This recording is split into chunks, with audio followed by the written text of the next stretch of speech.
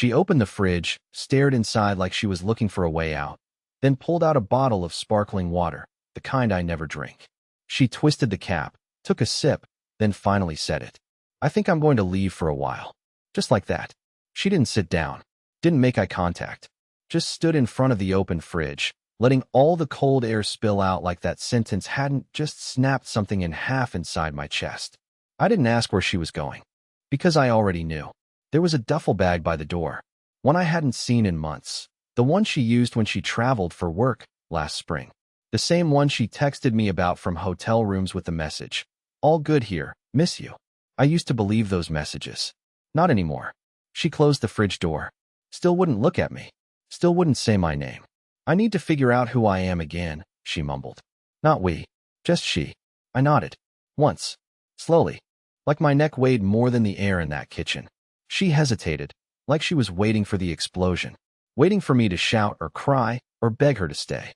But I didn't give her the drama she rehearsed in her head.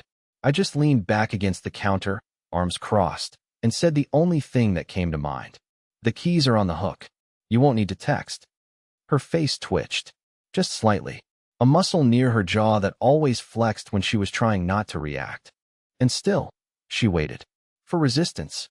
For tears. For the usual broken, spineless version of me that had followed her through every mood swing, every cold shoulder, every half-lie she called just protecting your feelings. But I didn't move. Not toward her. Not toward the bag. Not toward the past. So finally, she walked out. And I stood there, still leaning against the counter, wondering how the hell the quiet could feel so violent. She thought I'd chase her. Thought I'd crumble and apologize for not being enough. Thought I'd ask if this was because of someone else. But I didn't ask anything. Because I already knew. And that silence? That was the part she wasn't ready for. That was the part that came back to haunt her. I stayed in that kitchen long after the sound of her footsteps faded down the stairwell. The sparkling water bottle was still on the counter, condensation dripping slowly onto the tile like it was trying to count down the seconds since she left. I stared at it for a while, not because I cared about the drink, but because it felt like the only proof she'd ever been there that morning. The woman who once used to leave lipstick stains on every glass we owned was now leaving behind nothing but silence and a borrowed lie about finding herself. I didn't clean the counter. Didn't touch the bottle. I left everything exactly as it was, the echo of her absence hanging in the air like a stubborn perfume. That first day, I didn't do much. Didn't eat. Didn't call anyone. Just wandered from room to room in the apartment like a stranger inside my own life. The couch still had the throw blanket she always balled up under her knees. Her favorite mug, the one with the chipped handle, sat by the sink, crusted with the last bit of coffee I must have brewed for her yesterday. I didn't cry. That surprised me. I just felt numb. And heavy. Not with sadness, not yet. But with something quieter, like being buried alive under every ignored warning sign I had shrugged off for the past year. The girls' nights that never included any photos. The phone call she took in the bathroom. The way she stopped saying "love you" before bed and replaced it with "night." Maybe I would have begged her to stay a year ago. Maybe even 6 months ago, I would have called her a cab, walked her to the car, and told her I'd wait for her to figure it out. That we could rebuild, reframe, recover. But not this time. Not after everything she made me carry on my own. What broke me the most wasn't her walking out. It was realizing how easily she expected me to fall apart. Like she thought my whole identity depended on her presence. Like she thought she could walk back in whenever she got bored of playing independent woman in someone else's condo. No, this time, I let her walk. And I didn't even close the door. Not because I wanted her back, but because I wanted her to feel how easily I could let go. The next evening, she texted me. Just one word. Hey. No apology. No explanation. Just a lowercase hey. Like she had gone out for milk and was checking in. I didn't reply. A few hours later, another message came through. Can we talk? I locked my phone, tossed it face down, and took the longest shower of my life. Not because I needed to be clean, but because I needed to drown out the sound of her trying to come back too soon. She wasn't ready for the version of me who finally stopped begging. She wasn't ready for what silence really sounded like when it didn't mean, please come home, but stay gone. And somewhere in that cold apartment, beneath that quiet evening, I felt something I hadn't felt in a long time. Control. She thought I'd beg. She didn't know I'd already buried the version of me who would. She came back on a Sunday, 2 days after she left. I knew it was her the second I heard the specific way her keys jangled outside the door. She always kept them in her coat pocket, and for some reason, she never learned how to unlock the door quietly. That detail burned into my brain, and in that moment, it made me feel like I was about to relive a life I thought I'd closed the door on. I didn't open it for her. She let herself in like nothing had happened, like she hadn't walked out with her voice low and her excuses lower. She stepped into the living room and gave me that practiced, overconfident smile, the one she wore at parties when she lied about how good we were doing. "Hey," she said softly, letting her bag drop near the door. "You didn't answer my texts." No apology, no remorse, not even a hint of tension in her voice. Like she expected me to be relieved. Like she thought I'd been sitting there waiting with takeout and a fresh start. I didn't speak right away. I looked her over once. The light makeup, the carefully styled hair, the heels I hadn't seen her wear since our 3rd anniversary dinner. And something inside me quietly snapped, but not in the way she probably feared. There was no rage, no yelling. Just disconnection. She walked further in and reached for the throw blanket on the couch, like it still belonged to her. "It was just a short thing," she said casually. "I just needed a moment." A moment. 7 years together, and she reduced her disappearance to a moment. I stayed silent, not because I didn't have anything to say, but because I wanted her to keep talking, wanted to see how far down the hole she'd dig herself before realizing I'd stopped offering shovels. "I didn't stay with anyone," she added too quickly, avoiding my eyes now. "I just booked an Airbnb and cleared my head. Matt wasn't involved. I mean, we talked, but it wasn't like that." Matt. That was the first time she'd ever said his name out loud to me. The way she said it, quickly, defensively, like she was trying to throw it into the air before it exploded, told me everything I needed to know. She sat down on the edge of the couch, her back straight, hands fidgeting with her phone. Her thumbs moved like she was half-drafting a text to someone else. "Maybe him." "You're really not going to say anything?" she asked, voice rising just slightly now. "You're just going to sit there like this?" I stood up, not in anger, just in finality. "You don't live here anymore."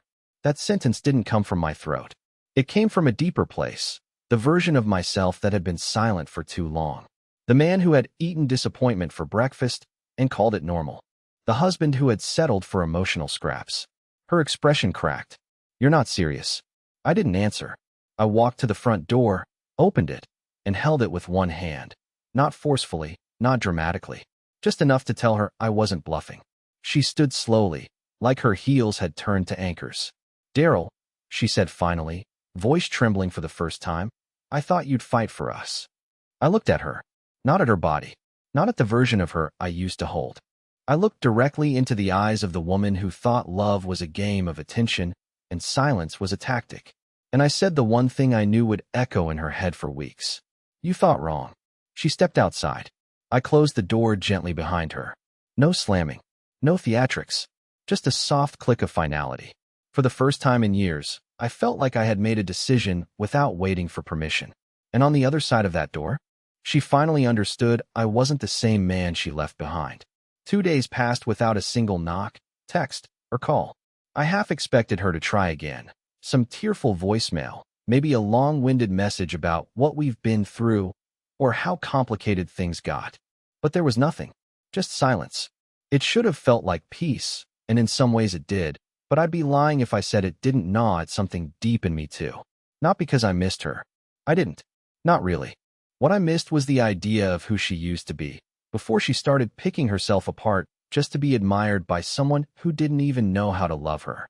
I kept myself busy, cleaned the apartment, did laundry, rearranged the living room, threw out the scented candles she liked but never lit. Everything I touched felt like another string being untied. Every drawer I emptied of her things felt like reclaiming a room I had been renting emotionally. But then came the message. Not from her. From someone I didn't even know existed. It was around 10:40 p.m. I was scrolling through my emails, trying to unsubscribe from junk, when a notification popped up on Messenger. The name read, Tess, Matt's girlfriend, with the mutual friends label under it that made my stomach drop. I didn't open it right away. My hands hovered over the mouse. I think part of me already knew what was inside. But curiosity is cruel. So I clicked. Hi. I know this is completely out of the blue, and I'm sorry if this is intrusive, but I think you deserve to know some things about Melody and Matt. I only found out recently. I thought they were just co-workers. They're not. I'm sorry. That's all it said. That, and 4 screenshots. The first was a cropped photo of Melody sitting on Matt's lap at what looked like a house party. She was wearing the red dress I told her looked amazing on her, the one she claimed she had donated months ago. The second was a selfie of them in a hotel mirror. A mirror I recognized. It was from her conference trip to Portland. The third screenshot was a text message thread between Matt and Tess, where he slipped up and referred to Melody as babe and told her he'd talk to her when I get back to my actual house. The last image was a blurry picture taken from behind. Melody and Matt walking out of what looked like a Thai restaurant, arms locked, heads tilted toward each other. My throat went dry, not from heartbreak, from the confirmation of something I'd already accepted, but now couldn't unknow. Tess sent one more message after that. I left him. Just wanted you to know, in case she ever comes back around pretending it was just a misunderstanding. I didn't respond. What could I say? Thank you for proving I wasn't crazy. Congratulations on dodging the same bullet. I shut my laptop and just sat there, staring at the blank TV screen. My own reflection looked like a stranger, not because I looked different, but because I was finally facing what I had been too afraid to name for so long. It wasn't just that Melody left. It was that she had been leaving long before the day she packed her bag. And Matt, he wasn't the betrayal. He was the excuse. The green light she needed to cross a line she had been inching toward for months. That night, I didn't sleep. Not from pain. From clarity. I got up around 3 a.m. and started packing the last of her things into a box. Not angrily, not bitterly. Just efficiently. Like someone finally finishing a task they'd been procrastinating for far too long. And when I taped that box shut, I realized something. She thought walking out would put her in control. But I was the one who still held the key. The box sat by the door for 2 days before she came back. It wasn't a dramatic return. No screaming. No crying. No roses or rain. Just a soft click as her key turned in the lock. Like she still believed that quiet entry meant she belonged there. Like nothing had changed. But I had. She stepped inside like she was walking into a hotel room she'd forgotten she booked. Her eyes flicked around the apartment and landed on the box. Her shoulders stiffened the way they always did when she got caught in a lie and still tried to look calm. She didn't see me at first. I was in the kitchen, wiping down the counter, taking my time, letting the silence stretch out long enough for her to feel its weight. She turned when she heard the faucet shut off. "Hey," she said, that same fake softness in her voice. "I thought I'd come by and grab a few things." I nodded, not saying a word. She waited, like she was expecting more. An argument. A demand. A question. Instead, I pointed to the box. "Everything's already in there," I said flatly. "Took care of it." Her eyes widened slightly, like she hadn't expected me to be that prepared. Or maybe it was the tone of my voice, so cold, so mechanical, like I was handing a customer their receipt instead of responding to the woman I once said vows to. She crouched beside the box, fingers running along the tape like she wanted to peel back time. She didn't open it. She just stared at the label I'd slapped on the front. M. Personal. That was all I wrote. Not Melody. Not my wife. Just an initial and a category. As impersonal as she'd made everything feel in the end. She stood up slowly, brushing her hands on her jeans. "So you're just done?" I met her eyes for the first time since she walked in. And for the first time in our marriage, I didn't feel smaller under her gaze. I didn't feel desperate or guilty or ashamed. I just felt finished. I was done the moment you thought I'd beg. She flinched, just slightly, but covered it fast. "I didn't want it to happen this way," she said, her voice suddenly a notch higher, like she was talking to a friend over brunch. "Things got complicated. I never meant for it to get so messy. I just needed clarity." Clarity. That word again. She'd used it in the note. In the messages she never sent. In the excuses she built for herself to feel like the victim of her own selfishness. I walked past her, toward the door, and held it open. She didn't move right away. She just stood in the middle of the living room, the same spot where we once danced barefoot on New Year's Eve, tipsy on cheap wine and hope. Now it was just an empty space with hardwood floors and echoes. "I thought you loved me more than this," she said, her voice shaking now, that polished mask finally cracking. I nodded once. "I did. But loving you didn't mean losing myself. She stepped forward, panic blooming in her eyes now, that delayed realization crashing in like a wave she never thought would reach shore. So that's it, she whispered. You're just letting me go? I looked her dead in the eyes. No, I already let you go. You're just late enough to notice. She left without another word. No hug, no apology, no twist ending. Just the sound of the door closing behind the woman who once thought my silence was weakness, and now realized it was the loudest goodbye she'd ever hear. But what she didn't know was that someone else had messaged me the night before, someone who knew her better than she thought, and they were ready to talk. I didn't expect to hear from Cora. Melody's sister had always kept a careful distance from our relationship, not out of dislike, but because she was the kind of person who believed you don't interfere in other people's marriages, no matter how ugly things got behind the curtain. But at 1:13 a.m., just hours after Melody had left with her box of memories, I saw Cora's name light up on my phone. I debated ignoring it. Not because I didn't want to hear what she had to say, but because I wasn't sure I had the emotional bandwidth to open another door I had just shut. But curiosity is louder than caution. So I opened the message. Daryl, I know you probably want nothing to do with any of us right now, and I get that. But I need to tell you something Melody would never admit. And I'm sorry it's taken me this long. I sat up in bed, heart pounding, not from fear, but from the sense that something irreversible was about to be exposed. She didn't leave you for Matt. She left you because she thought she could manipulate you into chasing her. She wanted to feel powerful again. She's been unraveling for over a year, and when you didn't react the way she expected, it broke something in her. That part one already suspected, but it was the next paragraph that stopped my breathing. She told Matt it was over the night before she came back to your place. Said she needed to fix things with you before she lost her last safety net. But she wasn't planning to stay.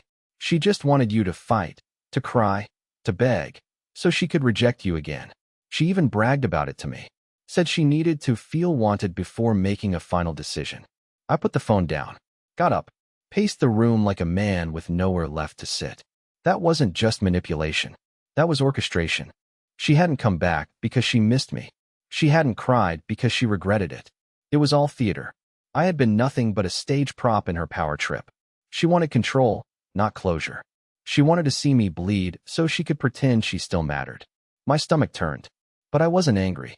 No, I was something else entirely. Free. Cora sent one final message. You deserve to know the truth, Daryl. I told her I wouldn't cover for her anymore.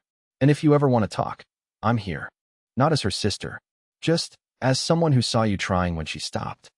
That last line echoed in my chest longer than I expected it to, because someone had seen me, not just as the man she walked away from, but as the one who kept holding it together when everything was already collapsing behind the scenes. I didn't reply to Cora. Not yet.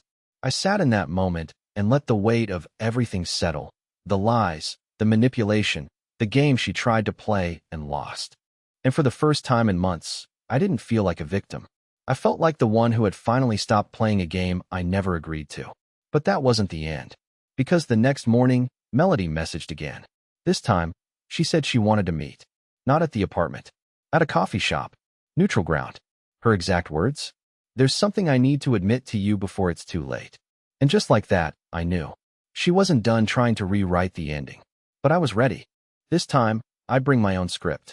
The coffee shop she picked was one we used to go to back, when we still held hands in public. It was familiar enough to sting, but I didn't object. I figured if she wanted to walk through old ghosts, she could look them in the eye. I arrived 10 minutes early and sat at a table in the back.